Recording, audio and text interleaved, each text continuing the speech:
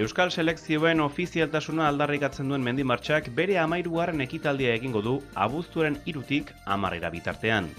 Esai taldeak antolaturiko ekimenak Lanestosan izango du irteera eta Irunen helmuga. Bidean, makina bat herri zeharkatuko dituzte. Hala nola, Anbasaguas, Turtzioz, Zalla, Laudio, Azparne, Kanbo, Senpere eta Urruña. Bereziki, aldarrikapena enkarterrietara eta Ipar Euskal Herrira eraman asmo dute.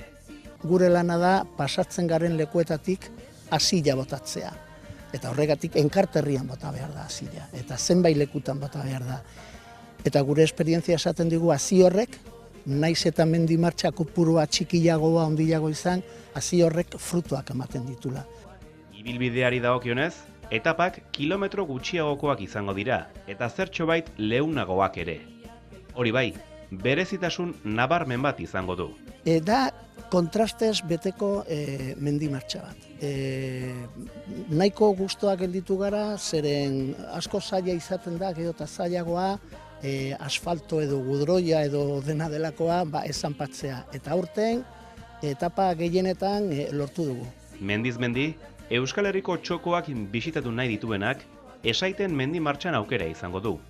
Gainera, ez da beharrezkoa ibilbide osoa egitea. Parte hartzeko xehetasun guztiak esaiten web horrian aurkitu ahal izango ditu jendeak.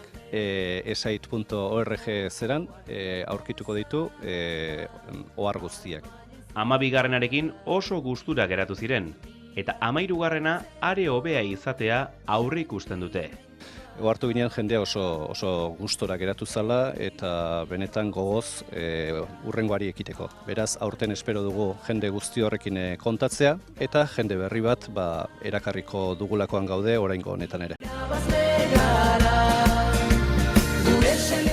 Animatu eta benetan gozatu egingo dula. Hori ziurtasun hori badaukago. Beraz, animo eta etor dadila jendea.